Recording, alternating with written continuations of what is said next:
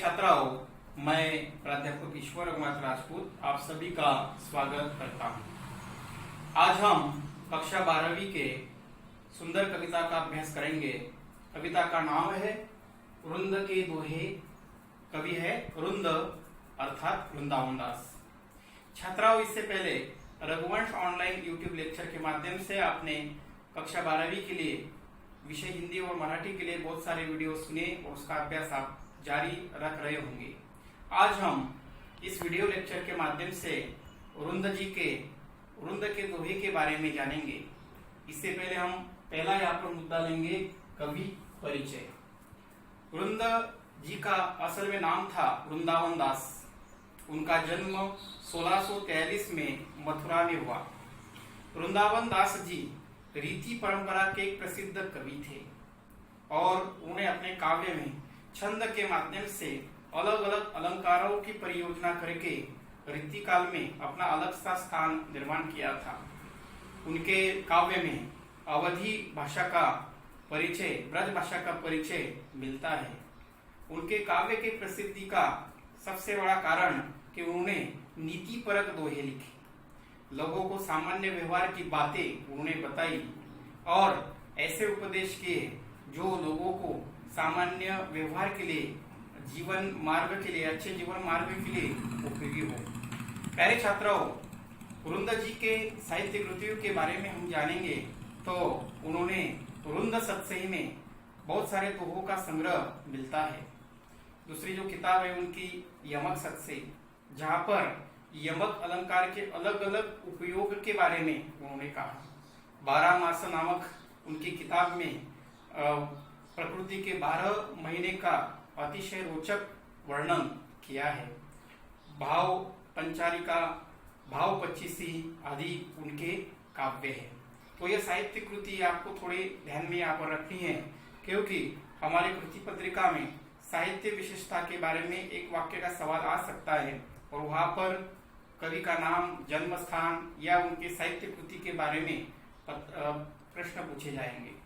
प्यारे छात्राओं, अब हम विधा परिचय के बारे में यहाँ पर जानेंगे।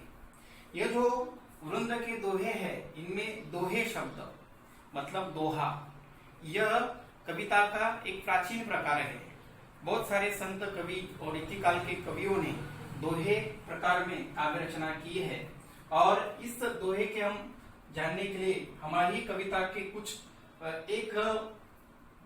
4 पंक्तियों का एक चरण, 2 काव्य पंक्तियां यहाँ पर ली है। पहले हम इस दोहे के बारे में जानेंगे कि ये जो दोहा प्रकार है अधर सम मात्रिक छंद परिचय में आता है।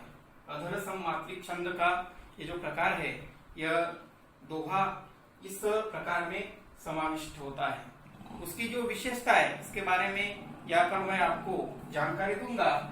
सरस्वती के भंडार की बड़ी अपूर्व बात, जो खर्चे तो त्यो बढ़े, बिन खर्चे घटी जात। मैंने यहाँ पर 2 पंक्तियों के 4 चरण में आपके सामने ये जो 4 चरण है रखे हैं। मतलब दोहा प्रकार 2 पंक्तियों वाला होता है और उनमें 4 चरण यहाँ पर समाविष्ट होते हैं। यहाँ पर मैंने एक शब्द लिखा है अधर सम मात्रिक छंद का मतलब है कि पहले और तीसरे चरण में 13 यहाँ पर जो है वह मात्राएं होती है। इसका जो वर्गीकरण है मैंने मात्राओं में किया है और दूसरे और चौथे चरण में 11 मात्राओं का परिचय आपके सामने मिलता है। सरस्वती के भंडार की मतलब 1 1 1 2 2 2 1 2 बरोबर इसका जो है 13 मात्रा। बड़ी अपूर्व बात, इनमें 1 2 1 2 1 1 2 1 यानी 11 मात्र। मतलब पहले दूसरे चरण में विषम मात्राओं में रचना होती है और इसलिए अधर सम मात्रिक छंद इसे कहते हैं। दूसरा और तीसरा जो चरण होता है इनमें 11 मात्रा है और दूसरे और तीसरे चरण में आखिरी जो वर्ण होता है त वह लघु वर्ण होता है। और पहले और तीसरे चरण में हम बात करें तो की और ढई, ये जो है यह दीर्घ वर्ण होता है। तो इस तरह ये मात्रा छंद के बारे में मैंने जानकारी दी। वैसे तो दोहे के 23 प्रकार के छंदों में दोहा रचा जाता है। कबीरदास जी, सूरदास जी, जैसे जाने माने जो कवि है उनने दोहे में रचना की। अब अगला जो मुद्दा हम देखेंगे वह है इस हमारे पाठ्यक्रम में ये जो कविता है इसका परिचय हम करेंगे, इसकी केंद्रित कल्पना क्या है। तो अरुंद जी ने बहुत सीधे सीधे यहाँ पर लोगों को आगाह किया है, कहा है, उपदेश किया है कि हमें समाज में सच्चे जीवन के मार्ग पर चलना चाहिए। हमारे जीवन में, व्यक्तिगत जीवन में और सामुदायिक जीवन में नीति के मूल्य का होना, नीति के मार्ग का होना आवश्यक है। जैसे कि शिक्षा के बारे में उन्होंने कहा कि सरस्वती कृपा से शिक्षण जितना हम ज्यादा दूसरों को देंगे उतना वो बढ़ता है। मनुष्य के गुणों के बारे में उन्होंने कहा कि केवल ऊंचे शिखर पर जाने से वह गुणी व्यक्ति नहीं होता, तो उनके कृति से गुण दिखाई देने चाहिए। जैसे मंदिर के शिखर पर अगर कौवा बैठे तो वह गरुड़ का स्थान नहीं लेता। जैसे कि उन्होंने बात की कि मन का जो छिपा भाव है वह अच्छा है या बुरा है वह चेहरे पर दिखाई देता है। जैसे कि आईना आपके चेहरे को साफ है या अस्वच्छ है यह आईना समझाते हैं। वैसे ही उन्होंने कहा कि बालक जो है वह सपूत निकलेगा कि कपूत, इसका जो अनुभव है वह पालने में दिखाई देता है। सुंदर सुंदर विचार यहाँ पर रखे हैं। जैसे कि उन्होंने यहाँ पर बात की कि हमारा जो कार्य क्षेत्र है उसी के आधार पर हमें काम करना है, उतने हमें हमारे पैर जो है, पांव जो है फैलाने चाहिए। इसके लिए भी उन्होंने सुंदर यहाँ पर दृष्टांत दिए। और एक बात यहाँ पर कही है कि हम सच्चे व्यक्ति की पहचान कर उनके सहवास में संग में रहने चाहिए। जो बुरा व्यक्ति है उनके साथ अगर हम गए तो कभी कभार नुकसान हो सकता है। जो नीच प्रवृत्ति का व्यक्ति होता है, जो दुष्ट प्रवृत्ति का व्यक्ति होता है, ऐसे व्यक्ति के ऊपर हमें कीचड़ नहीं उठाना है। अगर हम उसी व्यक्ति के सहवास में उसी व्यक्ति से वाद विवाद करें तो जो दुष्ट प्रवृत्ति का व्यक्ति है वह हम पर कीचड़ उठाएगा। तो अलग अलग प्रकार के जो 11 दोहे हैं, 11 दोहे में बात यहाँ पर अरुंद जी अपने इस दोहे में सामने रखते हैं, उसका भी परिचय यहाँ पर आगे करेंगे। ये मेरा लेक्चर का पहला भाग है। अब इस पहले भाग में हम दोहे का वाचन करेंगे, एक प्रकट गायन यहाँ पर मैं करूंगा, आप ध्यान से सुनिए और आगे हम दूसरे भाग की तरफ जाएंगे।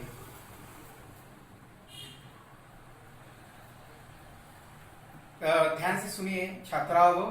सरस्वती के भंडार की बड़ी अपूर्व बात, जो खर्चे त्यो बढ़े, बिन खर्चे घटी जात। नैना देत बताए सब ही कोहेत अहेत, जैसे निर्मल आरसी भली बुरी कही देत।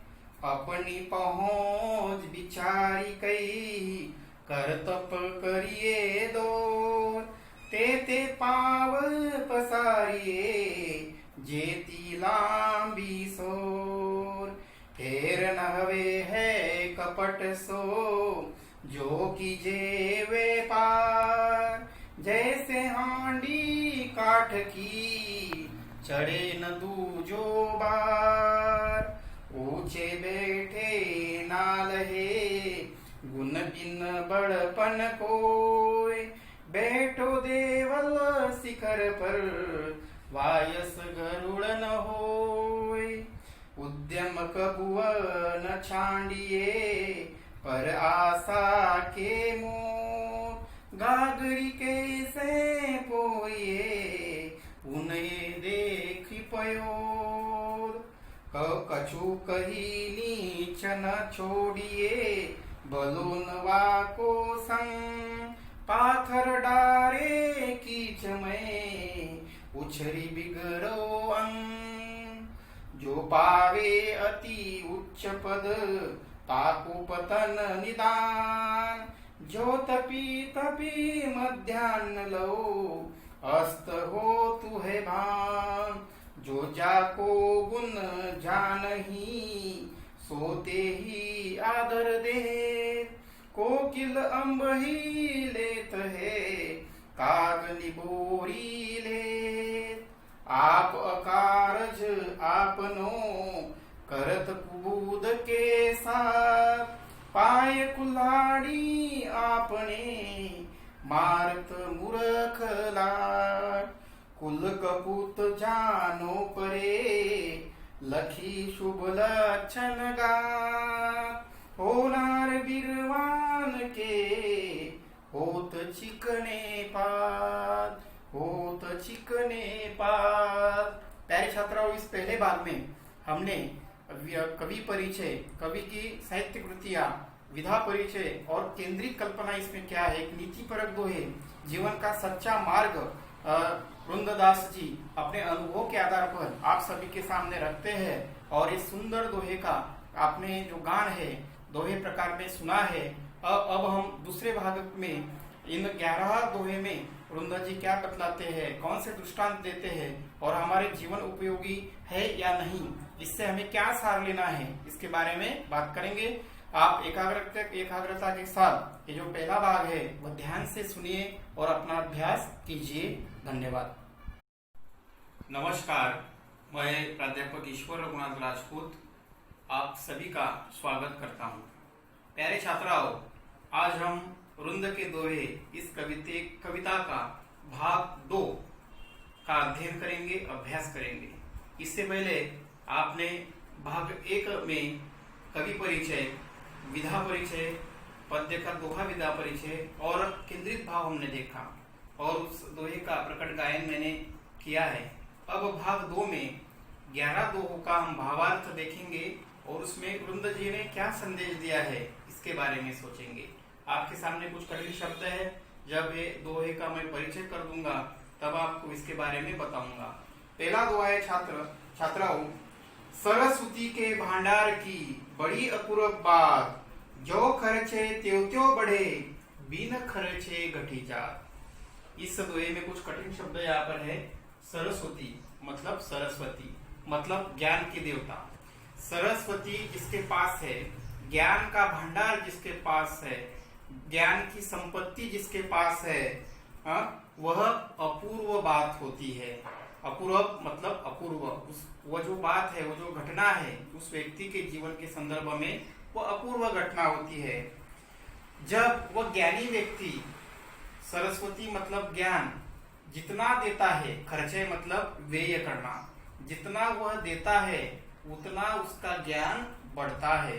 इस तरह का एक सरल उपदेश यहाँ पर वृंद जी हमें देते हैं। और आज समाज में हम देखते हैं कि गुरु, शिक्षक, अध्यापक या जो भी विचारवंत है उन्हें आज मूल्य है, उनकी आज समाज इज्जत करता है। तो हमें ज्ञानी व्यक्ति के सहवास में रहना है। अगला हम दोहा देखेंगे, नैना देत बताए सब हिय को हेत अहेत, जैसे निर्मल आरसी भली बुरी कही देत। दूसरे दोहे के संदर्भ में हम देखेंगे, नैना देत बताए सब। नैना मतलब आंखें, आंखें सबको बताते हैं। क्या बताते हैं? हिय के हेत अहेत। हिय मतलब मन, हिय मतलब हृदय, मन में छुपे हेत अहेत, मन में छुपे सुख दुख, यह सब नैना यहाँ पर बताते हैं। हेत अहेत यानी सुख दुख, मतलब हमारे मन में जो स्थिति चलती है वह हमारे चेहरे पर, हमारे आंखों में दिखाई देती है। और यह विचार स्पष्ट करने के लिए वृंद जी यहाँ पर एक उदाहरण दृष्टांत देते हैं। जैसे निर्मल आरसी, जैसे एक स्वच्छ आरसी है, आईना है आरसी, जो आईना हमारे चेहरे की स्वच्छता बताते हैं, उसी तरह आईने के सामने अगर हम खड़े रहते हैं तो हमारा चेहरा साफ है या सुथरा है, जैसे हमें मालूम होता है, वैसे ही हमारे मन में छिपे जो भाव है वह छिपे भाव चेहरे पर आते हैं। इसलिए हमें निरंतर हमारा चेहरा प्रसन्न होना चाहिए। और जो प्रसन्न मन है, जिसका मन प्रसन्न है, उसका शरीर सुदृढ़ रहता है, उसकी तबीयत अच्छी रहती है और वह अच्छा कार्य करता है। तीसरे दोहे की तरफ हम जाएंगे। इनमें वृंद जी कहते हैं, अपनी पहुंच बिचारी कई करतब करिए दौर, तेते पांव पसारिए जेती लांबी सौर। इसमें कुछ कठिन शब्द यहाँ पर है। अपनी पहुंच बिचारी, अपनी जो क्षमता है, पहुंच है, जितनी है, अपनी पहुंच बिचारी, अपनी क्षमता जितनी है, कर्तव्य करिए दौड़। कर्तव्य यहाँ पर दिया है शब्द, कर्तव्य मतलब कार्य। हमने पिछले दोहे में निर्मल शब्द का अर्थ आपको बताया कि स्वच्छ, कि हमारी जितनी पहुंच है उतने हमें कार्य करना है। यह बतलाने के लिए सुंदर एक दृष्टांत यहाँ पर दिया है कि सारे दोहे में दृष्टांत अलंकार की परियोजना यहाँ पर की है कि जैसे यहाँ पर बताया कि पांव पसारिए जेती लांबी सोर, हमें उतने ही पांव पसारने हैं जितने हमारी सोर लांबी है। सोर का मतलब यहाँ पर दिया है, सोर मतलब चादर, मतलब हमारा कार्य क्षेत्र जितना है, हमारे पास जितनी संपत्ति है, जितना ज्ञान है, जितनी क्षमता है, उतना ही हमें कर्तव्य दिखाना है। ज्यादा हम अकाल्पनिक कर्तव्य दिखाए, कल्पना की ऊंची उड़ान भरते हुए कर्तव्य दिखाए तो वहां पर हमारा नुकसान होता है। तो एक व्यावहारिक उदाहरण यहाँ पर वरुण जी आपके सामने रखते हैं। चौथा दोहा यहाँ पर हम जाएंगे। फेर न हवे है कपट सो, जो कीजिए व्यापार, जैसे हांडी काट की चढ़े न दूजी बार। फेर न हवे है कपट सो, फेर न हवे, धरो मत, कपट मत धरो, यानी हमारा जो वर्तन है वह वर्तन बुरा नहीं होना चाहिए। किसमें बुरा नहीं होना चाहिए? तो व्यापार में, मतलब व्यापार में। जो व्यापारी व्यक्ति है, व्यवसायी व्यक्ति है, उनके कार्य में, उनकी कृति में खोट यानी कपट नहीं होनी चाहिए। अगर हम व्यापार में कपट करते हैं तो जो हमारे पास ग्राहक आते हैं वह बुरे ढंग से सोचते हैं, उनका विश्वास हम खोते जाते हैं और वह ग्राहक हमसे दूर चले जाते हैं। और यह बतलाने के लिए फिर से वरुण जी ने एक यहाँ पर उदाहरण दिया है कि हांडी काट की, जैसे कि काट मतलब लकड़ी, यहाँ पर आया है शब्द। लकड़ी की जो गठड़ी है, लकड़ी का जो समूह है, वह एक बार आग के ऊपर डाला गया तो वह जल जाती है। उसी तरह हमारा विश्वास भी किसी ग्राहक पर अगर एक बार हमने डाला तो वह बरकरार रखता है। अगर हमारी कृति से अविश्वास का वातावरण निर्माण होता है तो ग्राहक कभी हमारे दुकान पर नहीं आएगा। एक सामान्य बात, एक सामान्य व्यवहार, हमारा आचरण कैसा होना चाहिए हमारे व्यवसाय में, हमारे नौकरी में, हमारे कार्य में, इसके बारे में वरुण जी ने मार्गदर्शन किया है। अगला हम दोहा देखेंगे। ऊंचे बैठे ना लहे, गुण बिन बड़पन कोय, बैठो देवल शिखर पर, वायस गरुड़ न होए। जो ऊंचा बैठता है, जो हर एक क्षेत्र में प्रगति करता है, हर एक क्षेत्र में उसका नाम है, चाहे वो व्यक्ति उसकी अनुकूलता के कारण ऊंचा स्थान उन्होंने प्राप्त किया हो, लेकिन उसके पास क्षमता एवं अच्छे गुण होने चाहिए। अगर उनके पास अच्छे गुण होते हैं तो उसे ऊंचा स्थान देना क्रम प्राप्त है, व्यवहार्य है। अगर उसके पास अच्छा गुण नहीं है, सद्गुण नहीं है, उसका व्यक्तित्व अच्छा नहीं है, चाहे व्यक्ति कितना भी ऊंचा स्थान क्यों न बैठा हो, उसे समाज में उतना मूल्य नहीं होता। वो ये बतलाने के लिए वरुण जी ने एक उदाहरण दिया कि जैसे देवल शिखर पर, केवल मतलब मंदिर का शिखर, जैसे मंदिर के ऊंचे शिखर पर अगर कौवा बैठ गया तो वह गरुड़ नहीं होता। वायस मतलब कौवा, वायस शब्द का अर्थ यहाँ पर दिया है कि मंदिर के शिखर पर अगर कौवा बैठ गया तो गरुड़ नहीं होता। अगले दोहे की तरफ जाएंगे। उद्यम कहू न छांडिए, पर आशा के मोल, गागरी कैसे फोरिए, उनयो देखी पयो। उद्यम, उद्यम का मतलब है कि व्यापार, उद्यम का मतलब है हमारा कार्य, हमारा पराक्रम, हमारा पुरुषार्थ। छात्राओं, हमें हमारा अच्छा कार्य कभी नहीं छोड़ना चाहिए। आगे बतलाते हैं कि पर आशा के मोल, हमारा अच्छा कार्य हमारे लिए आशा है, हमारा अच्छा कार्य हमारे लिए अपेक्षाओं का संदेश है। ये बतलाने के लिए वरुण जी कहते हैं कि केवल हम गागर में जल देखकर, केवल हम गागर को फोड़कर जल समा नहीं सकते, क्योंकि आकाश में जो बादल बह रहे हैं, जल के बादल, वह प्रकृति में धरती पर बरसात करेंगे या न करेंगे ये तो अगली बात है, लेकिन हमारे पास जो गागर में जल है उसे फोड़कर जल को हम बर्बाद नहीं कर सकते। बरसात आएगी तब आएगी, लेकिन हमारे गागर में जितना जल है उसका उपयोग हमें करना है। मतलब हम जो क्षेत्र में कार्य करते हैं उस क्षेत्र में हमें आशा अपेक्षाएं नहीं छोड़नी चाहिए, जो कुछ है वो उस क्षेत्र में समाना है। अगले दोहे की तरफ हम जाएंगे। कछु कही नीच न छोड़िए, भलो न वाको संग, पाथर डारे कीच में उछरी बिग्रोम। सामाजिक व्यवहार हमारा कैसा होना चाहिए, इसके लिए एक सुंदर दोहा यहाँ पर वरुण जी कहते हैं कि हमें नीच के सहवास में कभी जाना नहीं है, बुरे व्यक्ति के संग में हमें रहना नहीं है। ये बतलाने के लिए दृष्टांत दिया है, अगर हम कीचड़ में पत्थर फेंकेंगे, यहाँ पर दिया है कि पाथर मतलब पत्थर, कीचड़ में अगर हम पत्थर फेंकेंगे तो वो जो गंदा पानी है वो हम पर उछलेगा, मतलब नीच व्यक्ति के संग में हमारा व्यक्तित्व न्यून हो जाता है। अगले दोहे की ओर जाएंगे हम। जो पावे अति उच्च पद, ताको पतन निदान, जो तपी तपी मध्यान्ह लो, अस्तु हो तो है भान। जो व्यक्ति उच्च पद पर जाता है, उसकी मेहनत से, उसके परिश्रम से, तो वो उसकी यशस्विता है, लेकिन अति उच्च पर जाने वाला व्यक्ति भी कुछ क्षण के लिए आगे भविष्य में उसका पतन होना भी स्वाभाविक है। मतलब जो व्यक्ति अच्छा चरित्र का है, परिस्थिति के कारण उसका पतन भी हो सकता है। ये एक प्रकृति का सिद्धांत है, और ये बतलाने के लिए कवि जी ने एक उदाहरण दिया है कि जैसे सूरज उगता है, उगते हुए मध्याह्न की तरफ जाता है और तेज उष्मा देता है, और शाम को उस सूरज का सूर्यास्त होता है। ये बतलाने के लिए ये उदाहरण दिया है। अस्त मतलब सूर्यास्त होना, भान मतलब यहाँ पर दिया है कि सूरज का भी अस्त होता है।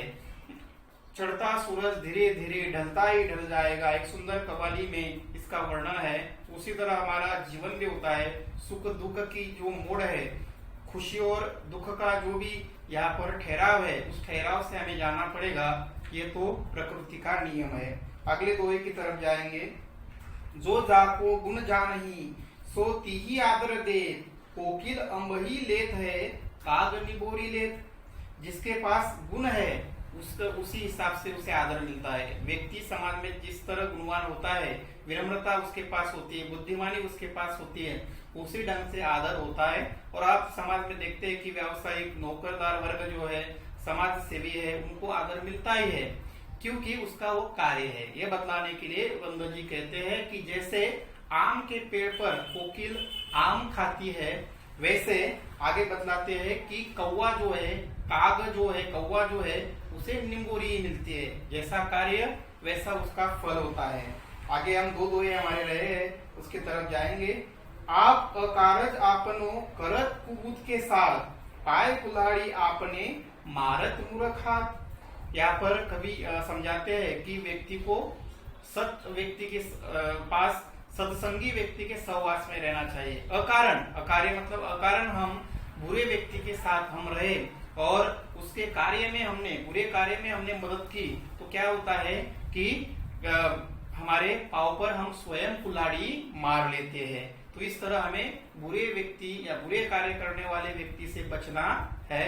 और आखिरी दोहे में वरुण जी कहते हैं, कुल कपुत जानो परे, लबी शुभ लक्षण गाथ, होनहार बिरवान के होत चिकने पात। यानी छोटा जो बच्चा है वह कपूत निकलेगा या सपूत निकलेगा। कपूत मतलब बुरा कार्य करने वाला बेटा, और सपूत मतलब कुल दीपक। तुम्हारे कुल मतलब परिवार का नाम वो रोशन करेगा या कपूत निकलेगा, यह उसके पालने में रहते हुए छोटे बचपन में जितने भी उनके गुण दिखाई देते हैं उसके हिसाब से हम जानते हैं। मतलब लक्षण, मतलब लक्षण यहाँ पर दिए हैं, उसके लक्षण के हिसाब से वह व्यक्ति जो बच्चा है वह कुल के लिए अच्छा रहेगा या बुरा रहेगा, ये जानते हैं। जैसे कि हम बोलते हैं कि हमारा एक कहावत है कि पालने में ही उस बच्चे के पैर दिखाई देते हैं। तो इस तरह ये उदाहरण स्पष्ट करने के लिए वरुण जी कहते हैं कि होनार मतलब उत्तम, बिरबान, बिरबान मतलब उत्तम बीज, बिरबान मतलब बीज, होनार मतलब उत्तम। जैसे कि उत्तम बीज धरती में बोए जाए तो उसके जो पत्ते हैं वह चिकने निकलते हैं, निरोगी वह जो फसल है वह रहती है। तो इस तरह यहाँ पर वरुण जी ने ये समस्त दोहे का भावार्थ मैंने एक सरलता से आपके सामने प्रस्तुत किया है। कोई आपको अभ्यास के लिए कठिनाई नहीं आएगी। तो यह जो अर्थ है, संदेश है, वह बार बार आप सुनिए, मतलब आने वाली परीक्षा में आपका इस कविता के संदर्भ में उपयोग होगा। प्यारे छात्राओं, ये 2 लेक्चर आपको अच्छे लगे होंगे तो अपने मित्र को शेयर करें। और हमारे रघुवंश ऑनलाइन यूट्यूब चैनल पर सब्सक्राइब कीजिए। अगला जो तीसरा भाग है, इसके ऊपर हम इस कविता के ऊपर जो कृति है स्वाध्याय कृति, वह पीपीटी प्रेजेंटेशन के बारे में इस लेक्चर से मैं जोड़ूंगा। आपने बहुत बहुत समय दिया, बहुत बहुत धन्यवाद।